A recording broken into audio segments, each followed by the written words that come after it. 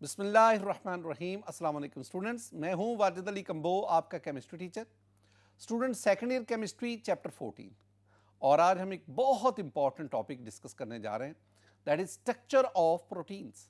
Students, lecture में structure of proteins के साथ साथ मैं आपके साथ डीनेचरेशन ऑफ प्रोटीन और फिर इंपॉर्टेंस प्रोटीन ये भी डिस्कस करूंगा। तो आगाज हम करते हैं structures of proteins. Student, structure of proteins, protein का structure, majority of the protein they have compact highly convoluted molecules with position of each atom relative to the others determined with great precision। इन चीज़ों पर गौर करना, यानी इनका मतलब क्या है कि मेजॉरिटी जो प्रोटीन है दे have compact highly convoluted molecules.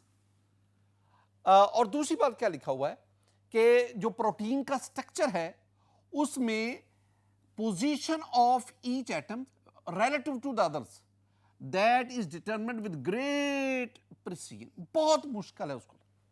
मसलन आप ना प्रोटीन का ये स्ट्रक्चर देखें, this structure is compact, this is very complicated structure. अगर आप गौर से देखेंगे ना, एक एटम की प्रोटीन में जो अमाइनो एसिड में जो एटम्स है, दूसरे एटम के लिहाज से जो पोजीशन है ना, उसको डिटरमिन करना बहुत मुश्किल है। And this one is a very complicated structure. मैंने आपको डेफिनेशन ऑफ प्रोटीन में पढ़ा था कि proteins they are nitrogenous compound which have very complicated structure, they are highly molecular mass compounds. Student, दूसरी बात, protein assumes at least 3 levels of structural organisation. तो कम से कम 3, हम 4 पढ़ेंगे स्ट्रक्चरल ऑर्गेनाइजेशन। पहले इस बात को देखें, अगर आप प्रोटीन का स्ट्रक्चर जानना चाहते हैं ना, तो हम प्रोटीन का स्ट्रक्चर 3 डायमेंशनली डिस्कस करेंगे, 3 डायमेंशनली, ताकि आपको पता चल जाए कि प्रोटीन स्ट्रक्चर में जो पॉलीपेप्टाइड चेन है उसकी अरेंजमेंट कैसे हो रही है। और हम 3 लेवल्स ऑफ स्ट्रक्चरल ऑर्गेनाइजेशन इसको डिस्कस करेंगे। उन 3 लेवल्स ऑफ स्ट्रक्चरल ऑर्गेनाइजेशन में हमारे पास प्राइमरी स्ट्रक्चर है, सेकेंडरी स्ट्रक्चर है, टर्शियरी स्ट्रक्चर है, और फिर में एडिशनली कुछ ऐसे प्रोटीन हैं जिसमें क्वाटर्नरी स्ट्रक्चर भी पाया जाता है। आगाज मैं किससे करूंगा? मैं प्राइमरी स्ट्रक्चर से आगाज करता हूं। स्टूडेंट, हमारी टेक्स्ट बुक में क्या लिखा हुआ है? हमारी टेक्स्ट बुक कहती है द सीक्वेंस तरतीब, the sequence of amino acids combined in a peptide chain is referred to as the primary structure. यानी पेप्टाइड चेन में अमाइनो एसिड का जो सीक्वेंस है वो प्राइमरी स्ट्रक्चर कहलाता है। आपने इतनी बात याद रखनी है, लेकिन समझाने के लिए मैं डिटेल से ये सारी बात, मैं आपको केमिस्ट्री पढ़ाना नहीं चाहता, मैं आपको केमिस्ट्री सिखाना चाहता हूं, और मैं आपको प्राइमरी स्ट्रक्चर सिखाऊंगा है क्या। माय डियर स्टूडेंट, ये सेंटेंस में रखें, the specific sequence of amino acids in polypeptide chain is called primary structure। ये पहली बात आ गई। Specific sequence of amino acid, polypeptide chain में अमाइनो एसिड का स्पेसिफिक मखसूस तरतीब, that is called the primary structure. देखें, आपके पास ना ये एक अमाइनो एसिड है, ये एक और अमाइनो एसिड है, इन दोनों के दरमियान this one is the peptide bond. मैं इस बॉन्ड को ना ये जो ब्लू लाइन इससे जाहिर कर रहा हूं। ये एक और अमाइनो एसिड आ गया, तीसरा अमाइनो एसिड, ये पेप्टाइड बॉन्ड, ये चौथा अमाइनो एसिड, इसका ये पेप्टाइड बॉन्ड, ये 5वां अमाइनो एसिड। तो मैंने आपके सामने ये 5 अमाइनो एसिड्स, इनकी ये एक पेप्टाइड चेन बना दी। अब इसमें देखेंगे पेप्टाइड बॉन्ड कितने बने, 1 2 3 4, अमाइनो एसिड कितने, 5, और इसमें नंबर ऑफ पेप्टाइड बॉन्ड ये 4। यानी अगर n that is the number of amino acid, तो फिर जो पेप्टाइड बॉन्ड की तादाद होगी दैट इज n-1। एक और भी चीज स्टूडेंट, अगर आप इसको गौर से देखेंगे, आपके पास ये जो पेप्टाइड चेन है, अगर आप इसको देखेंगे कि इसमें ये कार्बन नाइट्रोजन, फिर आपके पास carbon nitrogen, this one is This one is the backbone. This one is the backbone of the peptide, polypeptide chain. और इसमें ये जो carbon carbon nitrogen, carbon carbon nitrogen, ये एक रिपीटिंग यूनिट है, ये बढ़ता जा रहा है। हां, हर एक के अंदर ये जो आर ग्रुप है ये डिफर करता है, और ये हमने पढ़ा था अमाइनो एसिड्स में, हमने पढ़ा था, ये भी ज़हन में रखना, टोटल 700 अमाइनो एसिड अब तक मालूम हो चुके हैं, जिनमें 100 अमाइनो एसिड ये मोस्ट ऑफ द ऑर्गेनिज्म में मौजूद होते हैं। लेकिन इन तमाम अमाइनो एसिड्स में से 20 amino acids are called standard amino acids, और मैंने भी आपको अमाइनो एसिड के टॉपिक में वही 20 अमाइनो एसिड जिन्हें मैं स्टैंडर्ड अमाइनो एसिड कह रहा हूं, मैंने वही आपको याद करवाए थे। और अमाइनो एसिड एक दूसरे से डिफर किससे कर रहे हैं? They are different upon the nature of this R group. तो आर ग्रुप डिफर करने से आपके पास इसका मतलब है ये आपके पास एक पेप्टाइड चेन है, ये 5 अमाइनो एसिड पर मुश्तमिल है, इसमें पेप्टाइड बॉन्ड का जिक्र हो गया, और इसमें मैंने बैग इसकी बात कर दी। अब स्टूडेंट एक और बात, under normal physiological conditions and at neutral pH the peptide chain is polar in nature. क्या मतलब? आपके पास ना ये वाला हिस्सा जहां पे ये अमाइनो ग्रुप है NH3, इसके ऊपर पॉजिटिव चार्ज है, this one is called an terminal, और ये वाला हिस्सा, ये वाला एंड जो राइट साइड पे है जिस पे C डबल बॉन्ड और नेगेटिव है, ये एंड है, this is called C terminal. और अगर आप इसके एंड्स देखेंगे तो एंड्स में पोलैरिटी मौजूद है, ये एंड जो है ये पोलर है। स्टूडेंट एक और बहुत बहुत इंपॉर्टेंट पॉइंट जिसकी तरफ मैं आपको लाना चाहता हूं, वो इसके अंदर अगर आप देखेंगे ना, वो है हाइड्रोजन बॉन्डिंग।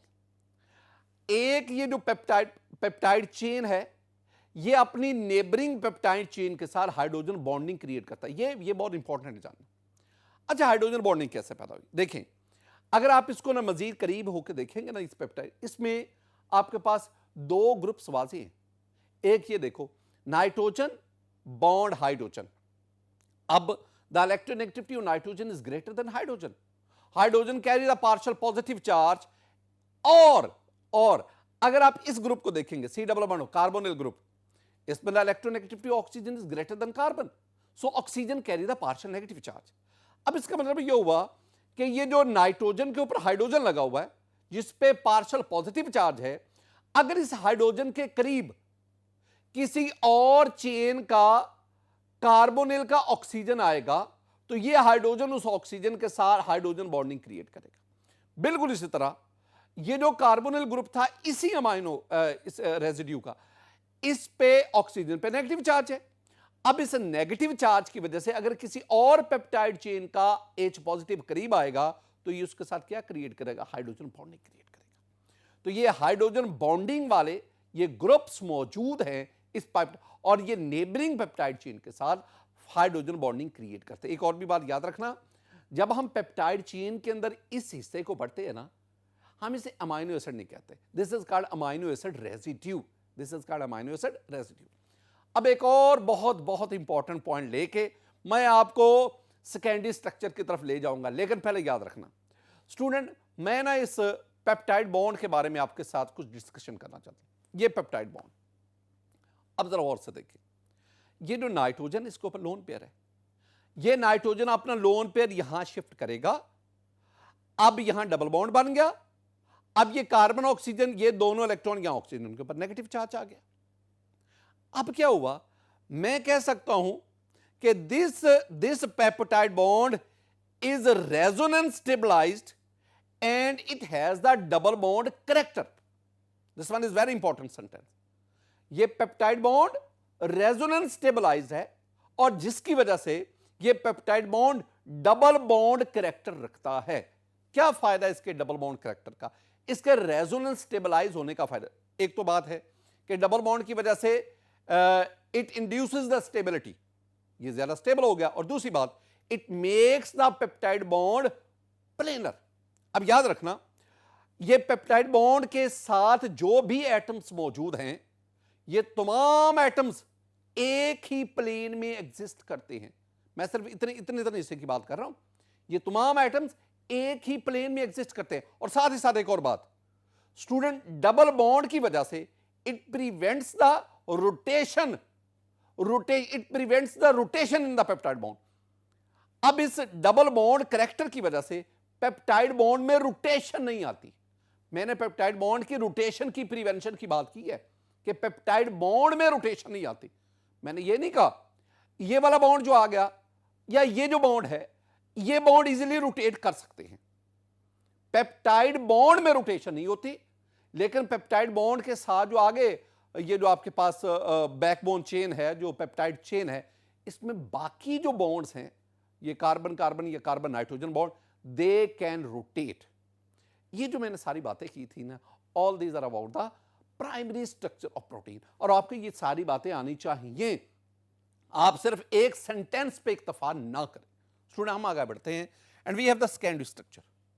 प्रोटीन के सेकेंडरी स्ट्रक्चर में देखें हमारी बुक क्या कहती है, the secondary structure of protein is a regular coiling or a zigzagging, दो लफ्ज हैं, रेगुलर कॉइलिंग और जिगजैगिंग ऑफ पॉलीपेप्टाइड चेन्स।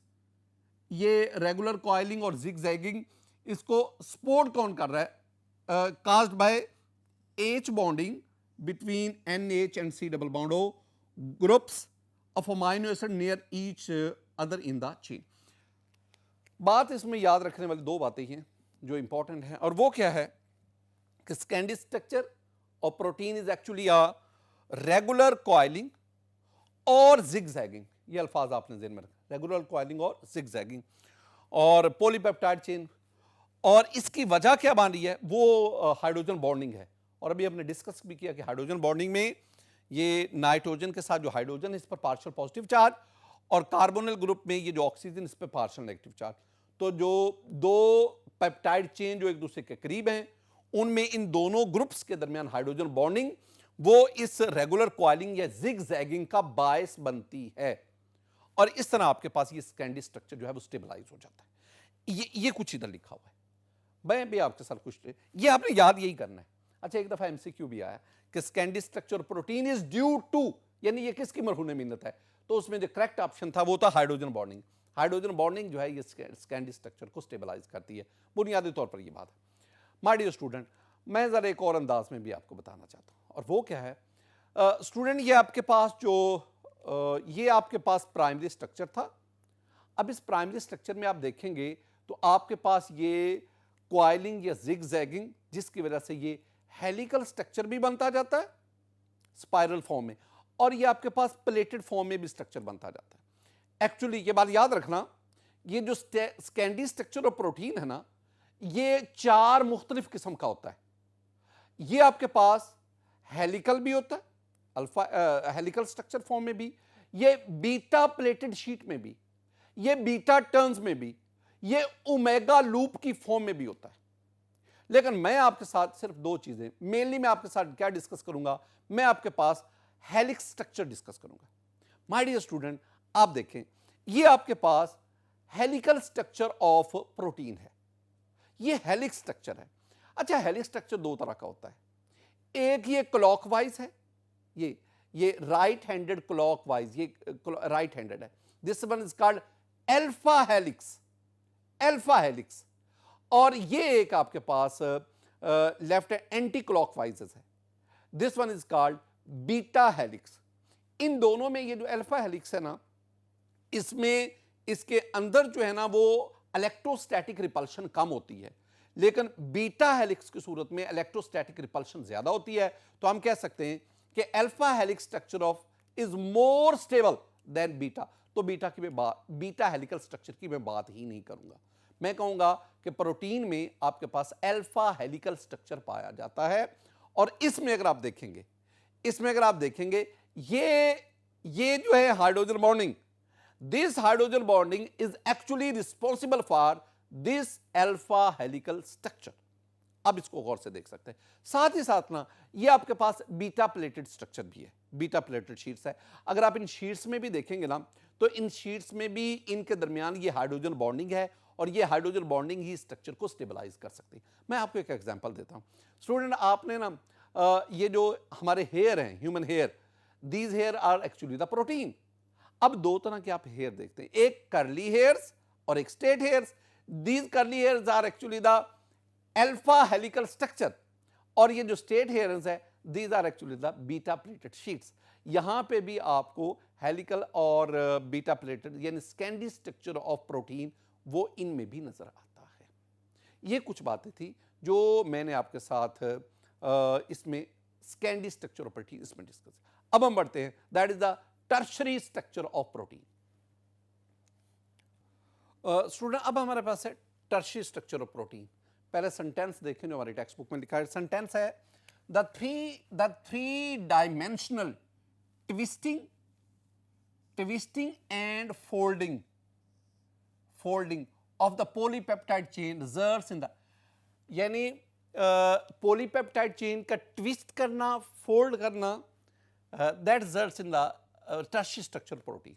ये एक ना हमारी टेक्स्ट बुक में ये लाइन लिखी हुई है। दो अल्फाज ये आपने याद रखना है ना, एक तो ट्विस्टिंग और दूसरा क्या, फोल्डिंग।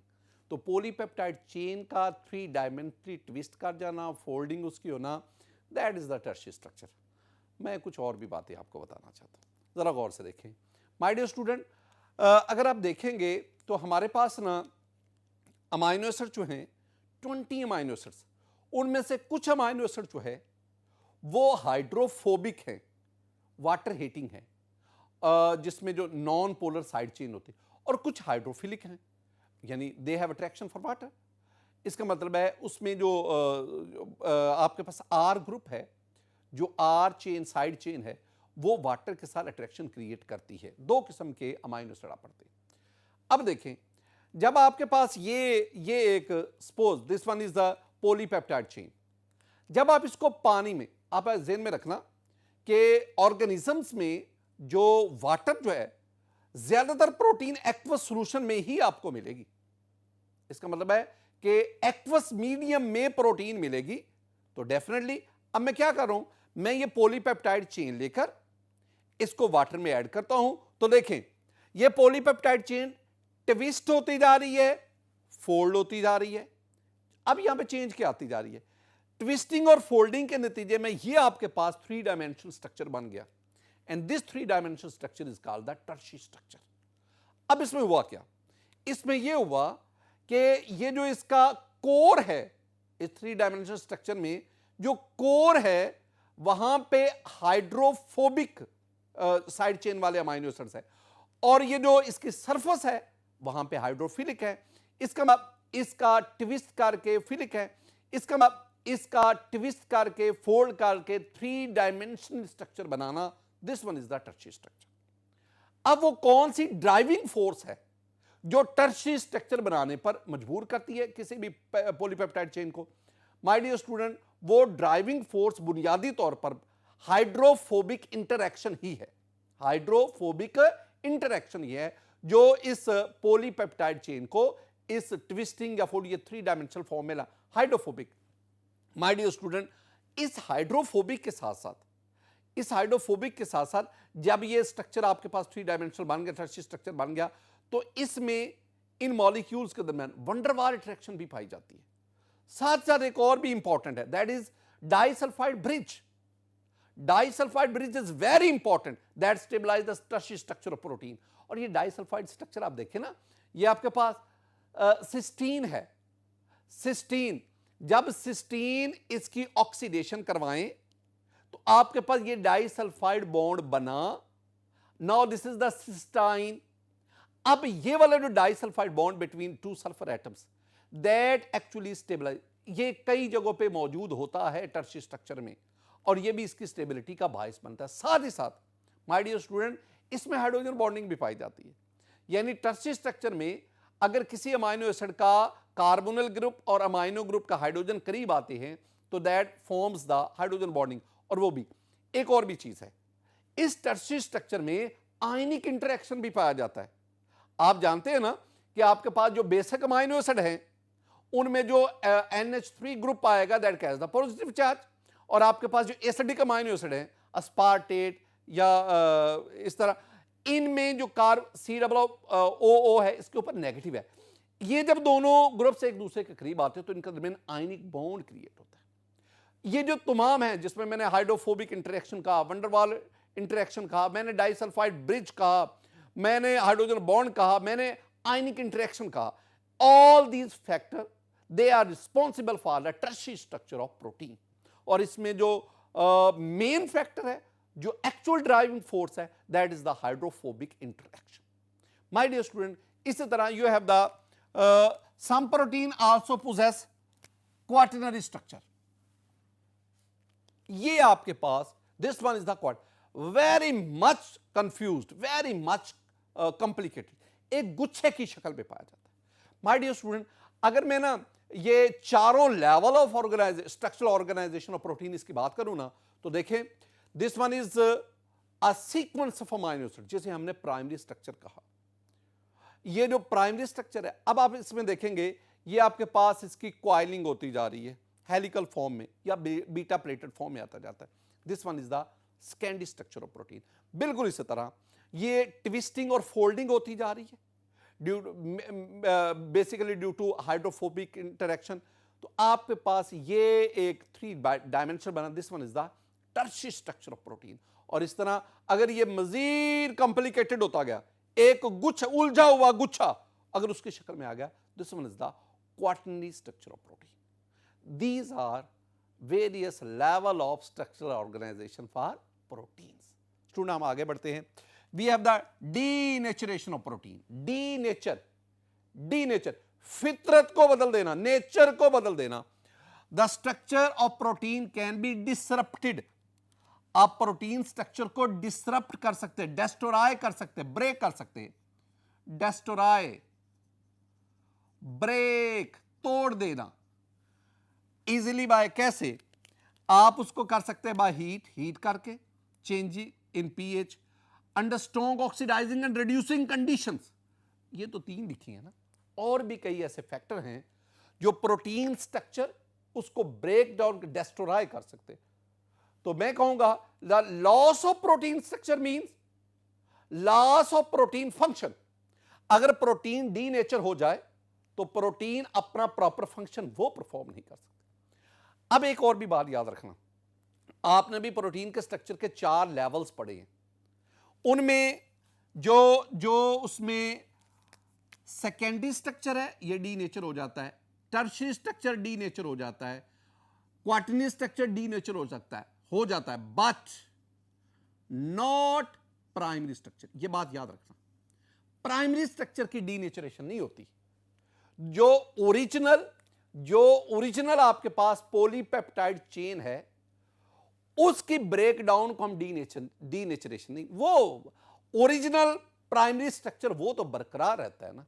हाँ, डीनेचरेशन इसका मतलब होता है वो जो आपने ओरिजिनल प्राइमरी स्ट्रक्चर पढ़ा था ना, उसमें आपके पास कोवलेंट बॉन्ड थे, चाहे वो पेप्टाइड बॉन्ड हो या कार्बन कार्बन बॉन्ड हो या कार्बन नाइट्रोजन, वो कोवलेंट बॉन्ड थे। इसका मतलब उन कोवलेंट बॉन्ड को ये फैक्टर जो हमने लिखे हैं ये उन कोवलेंट बॉन्ड को ब्रेक नहीं करते। हाँ, ये जो आपके पास सेकेंडरी, टर्शियरी और क्वाटरनरी स्ट्रक्चर बने, इन स्ट्रक्चर के बनने की वजह इंटरमोलेकुलर फोर्सेस थे, कोई आयनिक, सिंपल आयनिक इंटरेक्शन था, ऐसे। हाँ, ये वाले जो स्ट्रक्चर हैं इनको बनाने वाले फोर्सेस इन फैक्टर से वो ब्रेक हो जाती है।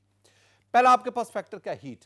स्टूडेंट अगर आप देखें, अगर आप ना प्रोटीन को हीट करें, हीट करने की वजह से मोलेकुलर वाइब्रेशन, मोलेकुलर मूवमेंट वो बढ़ती जाती है। एक वक्त ऐसा आता है कि इन मॉलिक्यूल्स के दरमियान जो इंटरमोलेकुलर फोर्सेस थी, हाइड्रोजन बॉन्डिंग वगैरह, वंडरवाल फोर्सेस वगैरह, वो ब्रेक कर जाती है। और ब्रेक करने की वजह से आपके पास ये सेकेंडरी या टर्शियरी या क्वाटरनरी स्ट्रक्चर, ये एक सिंपल जो सीक्वेंस ऑफ अमीनो एसिड इसमें आ जाता है। आप ना हीट की वजह से आपने पढ़ा है कि ये जो एग वाइट है जिसमें प्रोटीन एल्ब्यूमिन है, वो एल्ब्यूमिन जो है वो डीनेचर हो जाती है। ये देखें, albumin that is a principal component of egg white. अंडे की जो सफेदी, अगर आप उसकी कंपोजिशन देखेंगे तो उसमें जो ज्यादातर जो कंपोनेंट मौजूद है वो एल्ब्यूमिन है। This one is the egg protein becomes denature when cooked.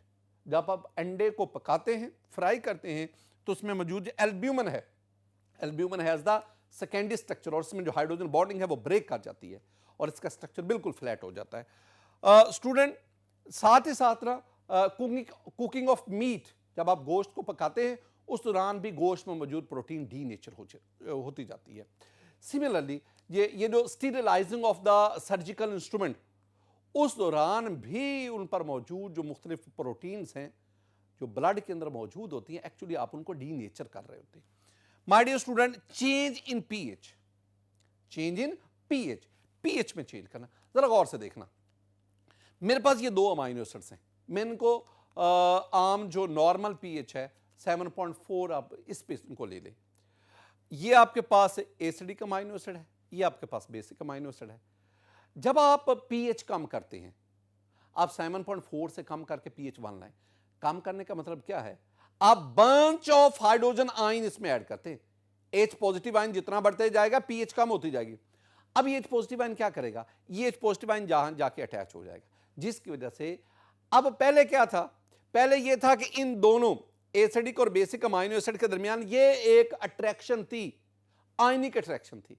लेकिन जब आपने पीएच चेंज की हाइड्रोजन आयन की वजह से, अब ये हाइड्रोजन आयन इस O के साथ बॉन्ड बनाते गए। इसका मतलब हुआ कि इन दोनों अमाइनो एसिड के दरमियान ये जो पहले अट्रैक्शन थी वो खत्म हो गई due to decrease in pH, due to addition of hydrogen ion, acid add करने की वजह से। इसी तरह अगर आप बेस ऐड करेंगे, वो भी पीएच चेंज करेंगे ना, एसिड ऐड करके या बेस ऐड करके, तो पीएच चेंज करने से आप प्रोटीन में मौजूद अमाइनो एसिड के दरमियान जो अट्रैक्शन है, आप उस अट्रैक्शन को खत्म कर रहे होते हैं। अट्रैक्शन खत्म होने का मतलब क्या हुआ? आपकी वो प्रोटीन डीनेचर होती जाती है, डीनेचर होती जाती है। अच्छा, एक और भी बात याद रखना, बात जो डीनेचरेशन ऑफ प्रोटीन है ना, वो रिवर्सिबल होती है, बात इरिवर्सिबल होती है। मसलन आपने एल्ब्यूमिन की बात की, जब आप एल्ब्यूमिन उसकी कुकिंग करते हैं, उसके बाद वो डीनेचर होगी। अब आप उसको दोबारा एक्चुअल फॉर्म में नहीं ला सकते, उसका जो स्कैंडी स्ट्रक्चर वो कोलैप्स कर गया ड्यू टू हीट। अब आप उसको दोबारा अपने प्रॉपर स्कैंडी स्ट्रक्चर में नहीं ला सकते। That is the irreversibility of the denaturation of protein. लेकिन अगर आप एसिड ऐड करते हैं, एसिड ऐड करने की वजह से ये प्रोटीन जो है ये डीनेचर होगी, तो अब आप उसको दोबारा अगर अपनी प्रॉपर फॉर्म में लाना चाहते हो तो आप बेस ऐड कर दें। यानी अगर पीएच कम करने से प्रोटीन डीनेचर हो गई तो पीएच बढ़ा दो, जब बढ़ाएंगे तो वो दोबारा अपनी एक्चुअल पीएच पे आ जाएगा। जब एक्चुअल पीएच पे आ जाएगा तो दोबारा प्रोटीन अपनी असली हालत में बहाल हो जाएगी। This one is the reversibility of denaturation of protein. Similarly student, you can use the strong oxidising and reducing condition.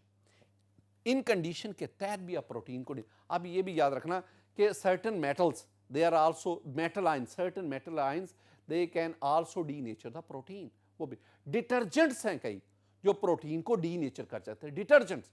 और भी कई फैक्टर हैं जो प्रोटीन डीनेचरेशन करते हैं। माय डियर स्टूडेंट, अब हम ये लास्ट वाली बात मैंने आपको बता दी कि डीनेचरेशन में भी रिवर्सिबल और इरिवर्सिबल, तो वो मैंने दो एग्जांपल आपके सामने रख दी। माय डियर स्टूडेंट, मेरे पास ना एक इसमें ना जो मैंने आपको बातें की, जरा गौर से देखना। मेरे पास ना एक प्रोटीन है casein, it is present in milk. ये मैंने इन तीनों में कैसीन को लिया। अब मैं क्या कर रहा हूं, मैं एक के अंदर मैं ये एसिड डाल रहा हूं, nitric acid, a few drop इसके डाल दिए। दूसरे में मैं ऑर्गेनिक सॉल्वेंट एथेनॉल ऐड करता हूं, और तीसरा जो है इसमें मैं मेटल आयन सॉल्यूशन ऐड करता हूं। इसके बाद अगर आप इसको देखेंगे तो आप गौर से देखेंगे कि ये जो आपने इसमें ऐड की चीजें, इनकी वजह से इसमें मौजूद जो प्रोटीन है वो डीनेचर होगी।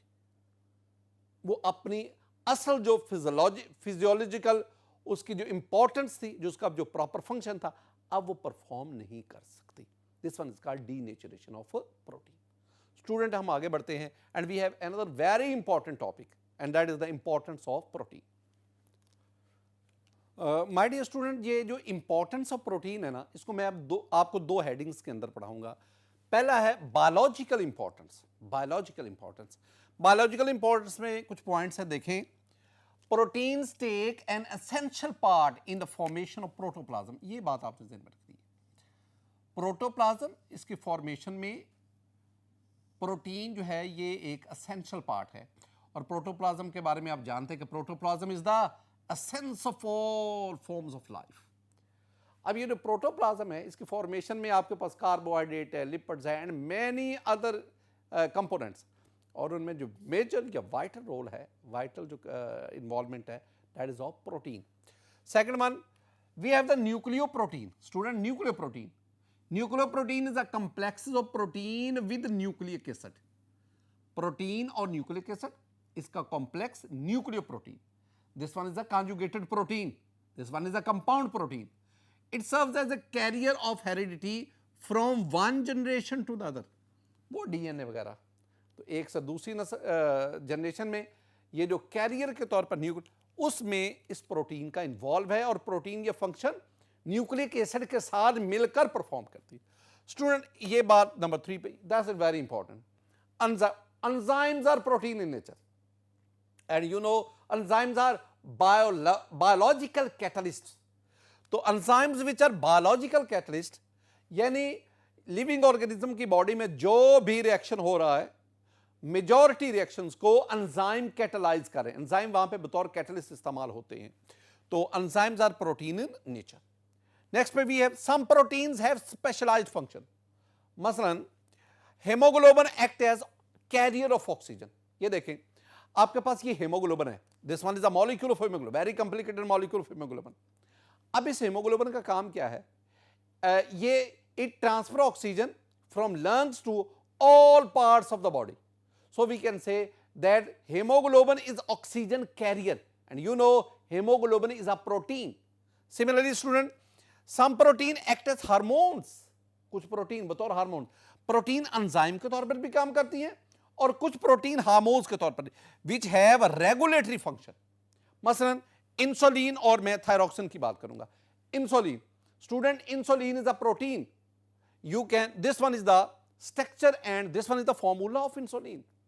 अब इंसुलिन का काम क्या है? Insulin store and use the glucose and fat in body. ये इंसुलिन का काम है, उसके लेवल को रेगुलेट करती है. Similarly you have the thyroxine. Thyroxine is a protein. It is secreted by the thyroxine gland. Blood के अंदर उसको सिक्रीट करता है, और इसका काम क्या? इसके तो बेतहाशा काम है ना. ये डाइजेशन को कंट्रोल करती है, ये हार्ट और मसल्स उनकी मूवमेंट को कंट्रोल करती है, ब्रेन डेवलपमेंट को कंट्रोल करती है, ये बोन्स उनको कंट्रोल करती है, डेवलपमेंट ऑफ बोन्स उसको कंट्रोल करती है. तो all these are protein.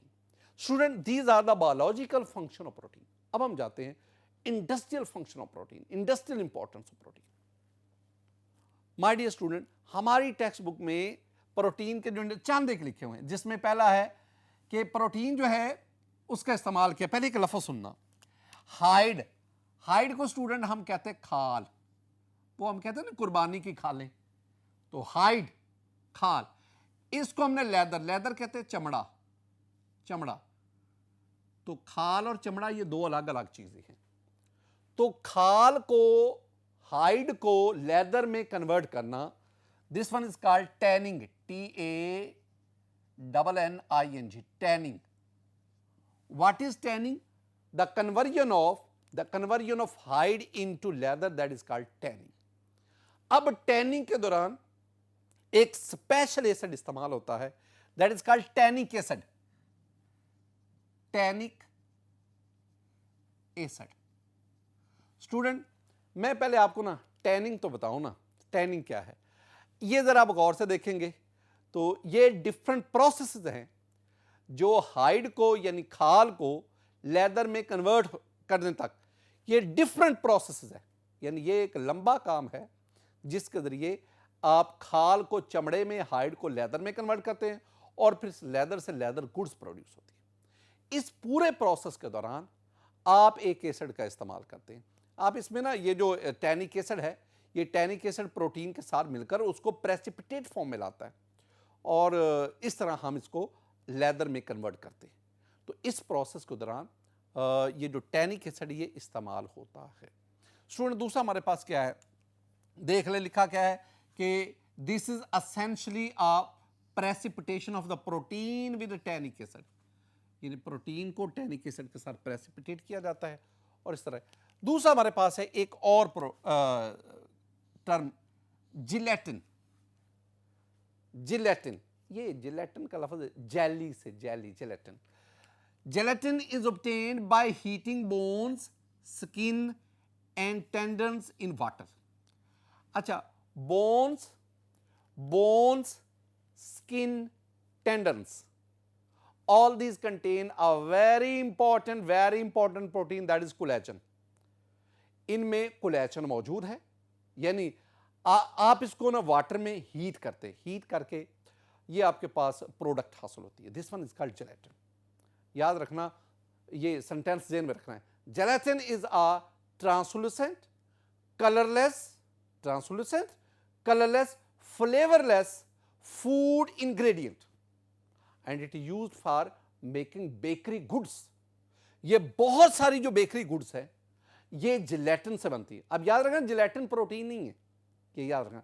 Gelatin तो एक कॉम्बिनेशन है ना। कैसे हासिल किया जाता है? यह हासिल होता है बोन से, स्किन से, टेंडन। इनमें क्या मौजूद है? इसमें एक प्रोटीन है, दैट इज कोलेजन। इसको हम वाटर में हीट करते हैं और उससे हमारे पास जिलेटिन, और जिलेटिन जो है that is used for making bakery goods. Student, we have this one is the protein, this one is casein. Casein, it is present in milk of mammals. Mammalian milk में ये casein मौजूद होती है, ये एक protein है। Casein is used in a manufacture of buttons and buckles. My dear student, ये buttons और बक्कल्स, इनको बनाने में कैसीन इस्तेमाल होती है। साथ ही साथ कैसीन का ये भी बेतहाशा इस्तेमाल आता है एवरीडे लाइफ। तो casein is a protein. My dear student, आज के इस वेरी कॉम्प्रिहेंसिव लेक्चर में मैंने आपको structure of protein, that denaturation of protein, और फिर इंपॉर्टेंस प्रोटीन की आपके साथ डिस्कस। मेरी दुआ है कि अल्लाह ताला आप पर अपना फजल फरमाए।